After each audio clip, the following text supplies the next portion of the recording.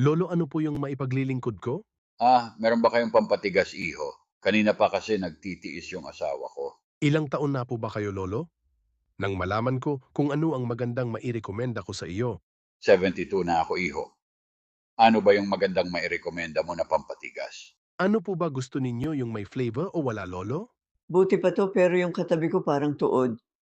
Walang kabuhay-buhay, hindi ko na alam kung kailan yung huling kalabit nito. Swerte naman ng may bahay niya. Yung wala lang, iho, basta ang importante mabisa. Nakikita ko na kasi sa mukha ng may bahay ko na hindi na siya masaya sa nararamdaman niya. Ito po, Lolo, mabisa po yan para sa edad ninyo. Sigurado na masisiyahan yung may bahay ninyo at magiging sulit ang bawat oras pag ginamit ninyo yan. Iho, parang mali yata nasa isip mo.